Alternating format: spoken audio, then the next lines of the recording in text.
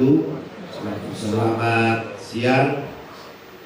Salam sejahtera untuk kita semuanya. Salam, Om Swastiastu, Namo Buddhaya, salam kebajikan, Rahayu, salam Pancasila. Salam Pancasila. Salam Pancasila.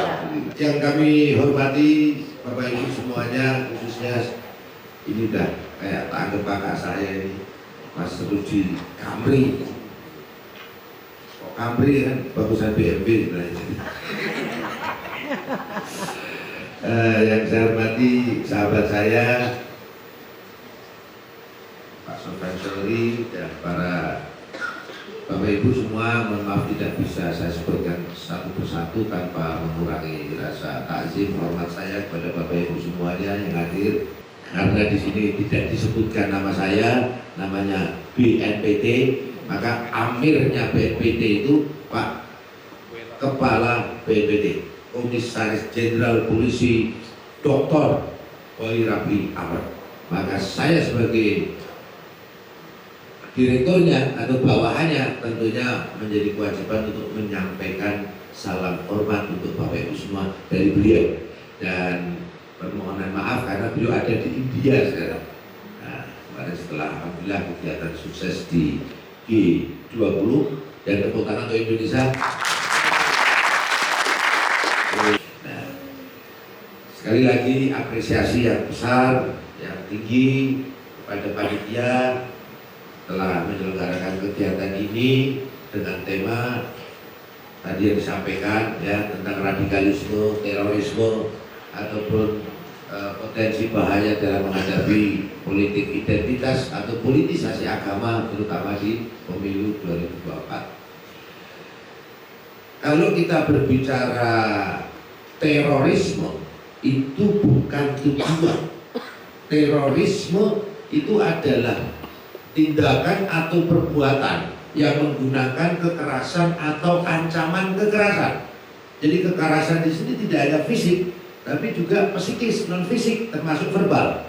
Menimbulkan suasana teror dan rasa takut secara meluas di masyarakat, menimbulkan korban jiwa, menimbulkan kerusakan dan atau kehancuran terhadap fasilitas publik, fasilitas internasional, objek-objek vital, fasilitas lingkungan hidup dengan motif. Nah, motifnya ada 3 ini terorisme itu. Sesuai dengan Undang-Undang Nomor 5 Tahun 2018 Pasal 1 Ayat 2 ya, pemberantasan tindak pidana terorisme. Motifnya ada 3. Motif ideologi, motif politik, dan motif gangguan keamanan. 3 motif ini unsur di dalam tindak pidana terorisme. Nah, semua terorisme pasti dijiwai, dilatar belakangi oleh paham radikal atau radikalisme. Semuanya. Tapi tidak semua mereka yang terpapar paham radikalisme tidak otomatis akan menjadi terorisme. Semua teroris pasti radikal, tapi tidak semua radikal otomatis akan menjadi terorisme. Karena sekali lagi terorisme bukan tujuan. Terus tujuannya apa? Tujuannya adalah gerakan politik kekuasaan yang menginginkan kekuasaan, yang menginginkan mendirikan negara agama menurut versi mereka, yang menginginkan mengganti ideologi negara Pancasila dengan ideologi transnasional, dalam konteks ini ideologi khilafah menurut versi mereka. Kenapa saya kok pakai menurut versi mereka? Karena kalau berkaitan dengan khilafah, berkaitan dengan negara agama dan lain sebagainya, sesuatu yang multitafsir, ikhtilaf atau khilafiyah. Sekali lagi, tujuannya adalah gerakan politik kekuasaan yang ingin mendirikan negara agama menurut versi mereka dengan memanipulasi, mendistorsi, dan mempolitisasi agama. Ini. Nah, harus kita pahamkan juga, harus kita samakan persepsi juga. Kalau terkait radikalisme ya, itu secara detail di undang-undang tidak didefinisikan seperti terorisme, tetapi esensinya dalam Undang-Undang Nomor 5 2018 yang breakdownnya adalah PP Nomor 77 Tahun 2019 Intinya bahwa radikalisme itu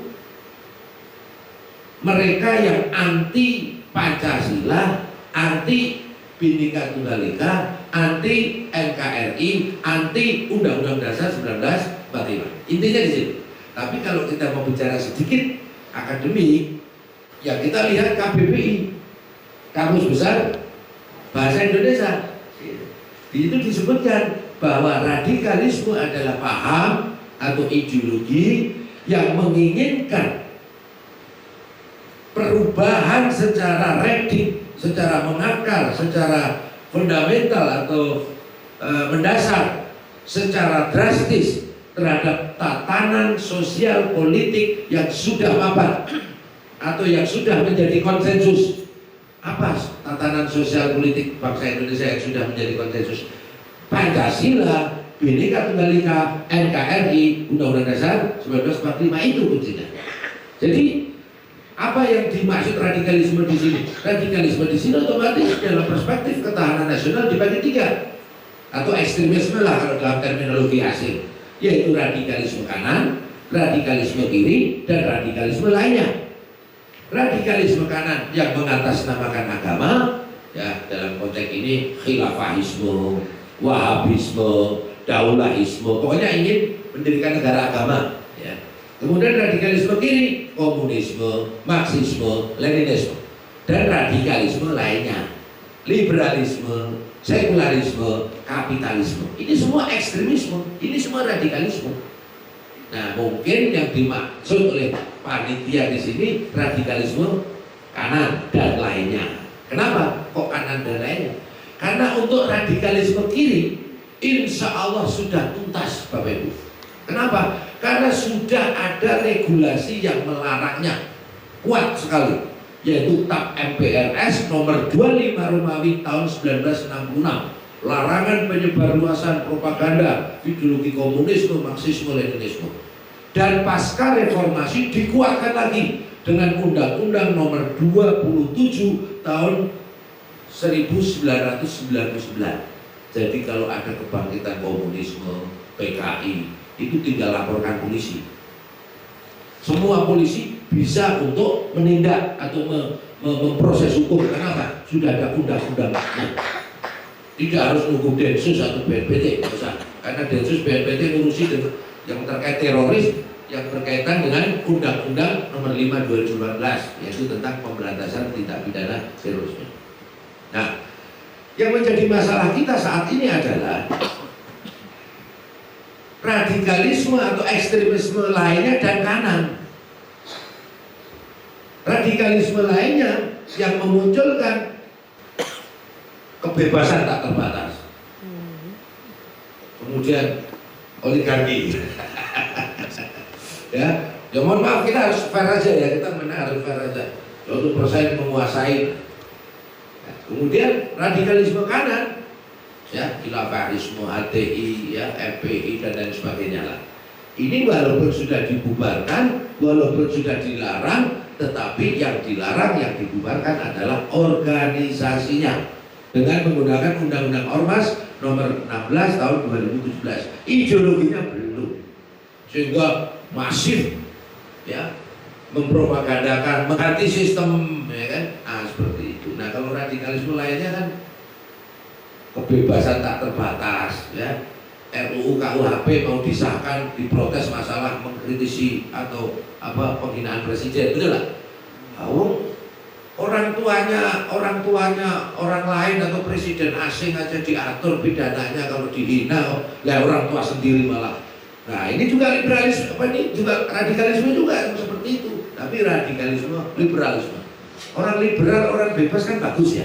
Tapi kalau menjadi isme kan jadi negatif. Pak Rudi ini berpikirnya mengakar, mendasar, out of the box. Aku suka. Tapi kalau menjadi isme, nah itu menjadi paham, menjadi ideologi, itu konotasinya jadi negatif. Nah, ini harus kita pahamkan. Nah, maka potensi karena belum ada regulasi tadi yang melarang semua ideologi yang bertentangan dengan Pancasila tadi, maka potensi untuk politik identitas, ya, intoleransi, politisasi agama, di setiap pemilu, terutama nanti pemilu 2024 tetap besar, tetap ada.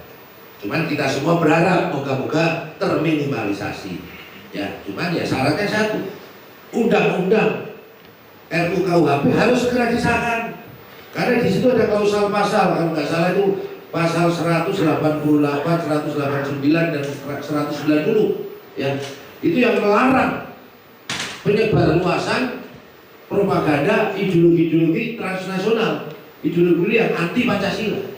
Nah, konsensus kita ini adalah Pancasila, sudah. Pancasila itu finish. Mohon maaf Bapak Ibu, jangan, kalau saya lebih senang pakai kata finish, bukan final. Ya. Pancasila, NKRI, finish. Karena kalau final masih bertanding, bisa kalah, bisa menang. Saya lebih senang pakai kata finish. Ya walaupun final nggak salah juga. Mungkin bisa digambarkan Bang, seberapa besar sebenarnya kekuatan ya. kita lawan kita. Nah, sekarang Bapak Ibu semuanya, semua terorisme pasti berbahaya radikal atau radikalisme, dan semua radikalisme maupun terorisme pasti intoleransi dan eksklusif.